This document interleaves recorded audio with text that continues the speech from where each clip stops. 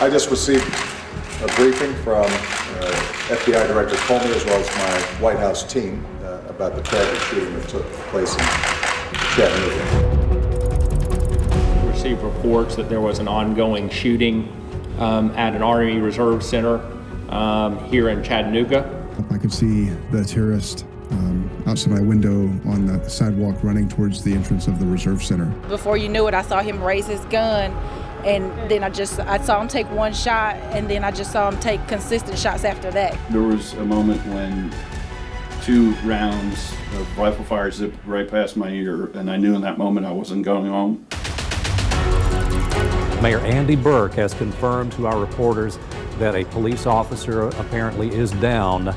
My leg's better than it was before from all the surgeries and bone grafts. And it's just the scars, and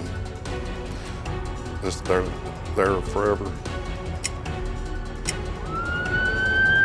Right now, we are not sure how many shooters, if they are still being sought for, if they have anyone in custody. He actually was shooting at us, or at me. And then at that point, it became real. I raised my weapon and fired at him as many times as I could, as quickly as I could. Chattanooga has had natural disasters. We've had wildfires, we've had tornadoes, we've had flooding, and we've had terrorism. Chattanooga is a great city with a broken heart tonight. We say, where were you on September 11th? Well, now people are going to say, where were you on July 16th? 5 service members were killed. Gunnery Sergeant Thomas Sullivan, Lance Corporal Squire Skip Wells, Navy Petty Officer 2nd Class Randall Smith, Sergeant Carson Holmquist, and Staff Sergeant David Wyatt. We begin with breaking news as an active shooter situation is over at UTC. The all clear was given at about 1:55 today. All classes and activities have been canceled for the day. Students and faculty have been sent home. Everything's back to normal tomorrow morning. You're looking at video from the scene both inside and outside the buildings. And we are continuing our coverage on this breaking news alert. Students and staff at the University of Tennessee at Chattanooga are okay. The campus was shut down for several hours after an active shooter threat was reported. And on the scene, Grace Kramer joins us with a live report and an update for us. And we do understand police have cleared the threat. Grace, tell us more. That is exactly right. Just before 2 o'clock is when police gave students and staff that all clear. Now the investigation begins into where exactly that call came from. UTC police, along with City of Chattanooga police and other Hamilton County first responders, all jumped into action as soon as that 911 call came in right around 12:30. After going through buildings and sweeping the campus, officers as well as deputies did clear that threat. Now, officers on scene tell me that they respond to every situation as if it is an active shooter threat to ensure everyone's safety. Here is Chattanooga Police Chief John Chambers with more. Our job is to preserve life. That is our #1 goal and our focus, and that is all we're focused on. So as we're responding, we're going to do the exact same thing every single time, and then once we're getting on the scene and getting deployed and we're, again, further assessing the situation, what other information are we getting as we're moving into buildings and talking to students and talking to faculty? It's been nearly 2 weeks since floodwaters ripped through the Tennessee Valley, but the frustration continues at the Crossing Apartments in Fort Oglethorpe. Residents have shared their concerns with our Logan Dubel for the past few weeks, and he looked in our archives and found that flooding and frustration are nothing new at this complex. These folks are used to flooding waters. This happens every time a hard rain falls. Because right down here, there's a creek at the edge of these apartments, and it gets filled up. 14 years later. I know several times this place has flooded up here. I think this is about the worst it's been. It's heartbreaking, and we don't have a whole lot to start with. And just last week, I had to literally wade through. My grandchildren came to my rescue. We waded through all of that sewer water and propane, and I was like, this is just uncalled for. 3 decades, 3 floods, and the same sentiments. Submerged cars and destroyed homes. Residents past and present have blamed nearby Black Branch Creek, but as Fort Oglethorpe leaders told us last week, the property owner would have to pay for any mitigation project. Until units have new floors and sheetrock, dozens of residents remain displaced. Janet Gass has lived there for 20 years. She stayed at a shelter for 1 night, but has slept in her car instead of returning to her apartment. The flood still haunts her. I did sleep in the car for like 4 nights, which hurt me bad, and because I didn't know of anything else. She wants preservation management to step up. I wish they would run it like real human beings and think about other human beings and put themselves in our place. Or act like we're their family, if they care about their family. Preservation did send residents a letter acknowledging the historic flooding and set up a phone line dedicated to addressing their challenges. Staff answered Local 3 on that phone line, and they passed our questions on to the owner last week, but we have not yet heard back. Greg, Cindy, Jimena spent more than 2 weeks in the Stewart Detention Center. Now that she's back home with her family, she says it feels like a fresh start. The morning of May 5th was just like any other for 19-year-old Jimena Arias Cristobal. She planned to join her mother at her cleaning job, but on her way there, she was pulled over by a Dalton police officer who said he thought she made an improper right turn. I knew I didn't. I saw it clear as day that it was green, and I didn't want to tell him no because I obviously didn't want to argue with the cop. Officer Leslie O'Neill asked Jimena for her license, but she didn't have it with her at the time. So in the state of Georgia, when you drive without a license, you know what happens? Have you ever been to jail? Oh, you're going. She was taken to the Whitfield County Jail, and a booking procedure identified she was not a legal citizen. Days later, she was booked into the Stewart Detention Center in Lumpkin, Georgia. I knew that I hadn't really done anything, and my whole life was about to be flipped upside down. 6 days after her arrest, the Dalton Police Department reviewed the dash camera footage and determined they had pulled over the wrong person.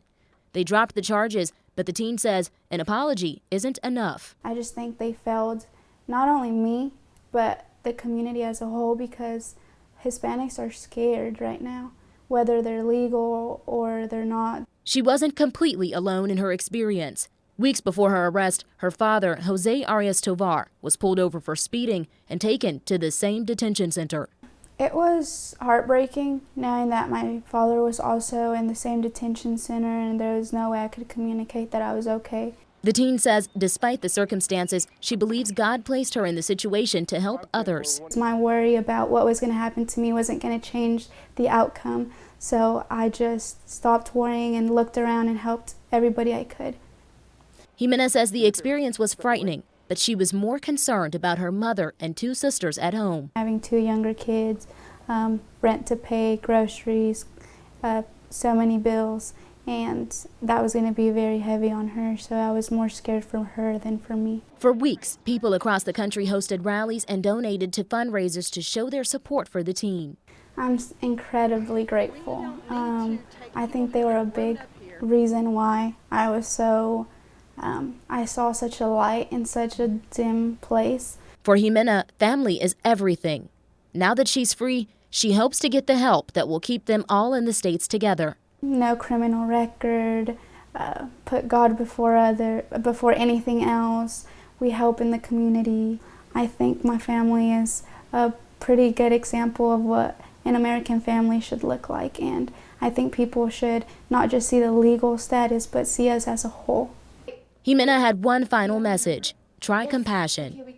For all the hate comments and all the mean and rude things, I just remember that I'm fearfully and wonderfully made, and their comments don't really affect me because I find my identity in God and not in their comments. As we said, our team is all across the valley. Sierra Ruckers in Dalton, Madison Sims in Cleveland. David Carroll and Cindy Sexton are in Chattanooga at the Chattanooga Area Food Bank warehouse. So let's start there. It's our headquarters, as you may think. How are things going at the warehouse, guys? This is a really cool part of the day because whatever you are able to donate is matched. It's doubled. Let's say that you feel like you can spare $50 to help your neighbors. We appreciate that because that turns into $100. just like that, thanks to an anonymous donor. So now's a good time. You can help meet that goal, and your money will be doubled as soon as you make that call. I love that. If you've been waiting to call, now is the time. 702-3333. When Hurricane Helene hit, Berniski's dream went underwater. All of this was underwater. I would be underwater right now, in the deep end of the pool.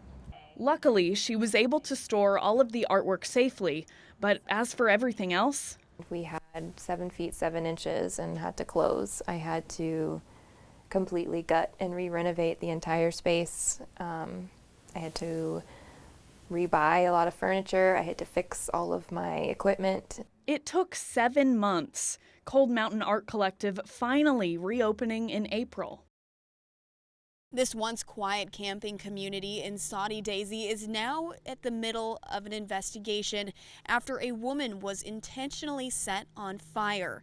Hamilton County Sheriff's deputies say that the man they have behind bars believed he was Jesus and that the woman was a devil. Somebody needs help, you help them. When there's a situation, you remediate the situation. Whenever I saw what he did to her, I knew he was capable of doing more to someone else. He just had to be stopped. Steve Ellis tells me he was home when he heard screams coming from a neighbor's trailer.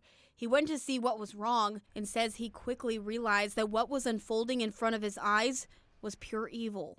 I couldn't really tell exactly what was going on at the time.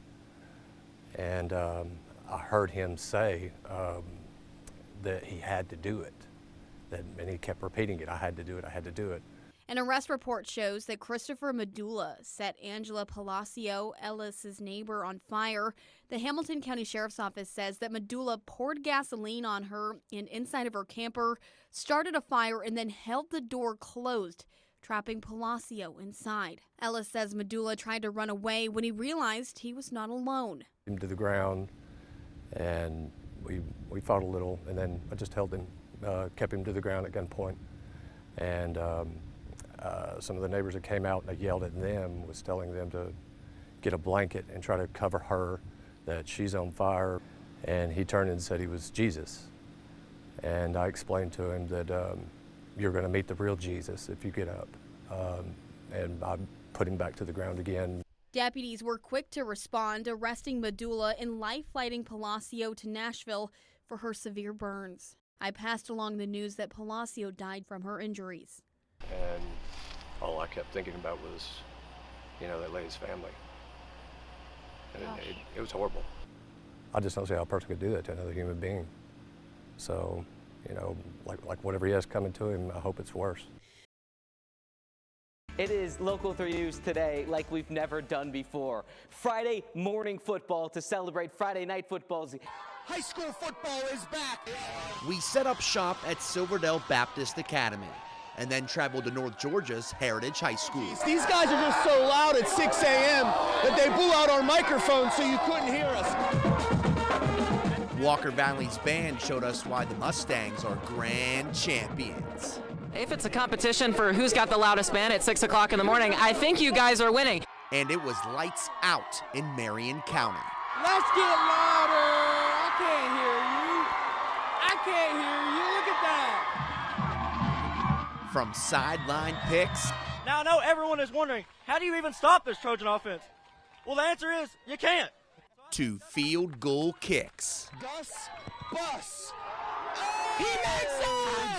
From draining half-court shots to golf swing flops. Oh, what a shot. Good loft on that. That might be a little long.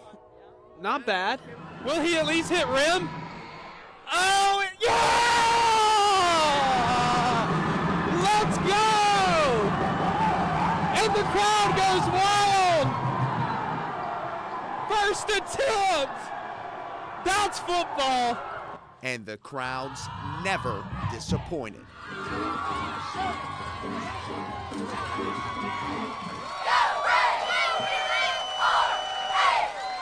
Always supporting their team and uplifting ours. I've always wanted to do this. We got something special for you. There's only one place I will trust for me to do this. I just got to do it. Here he goes. Here he goes. It's our last Friday morning football of the season at North Murray High School.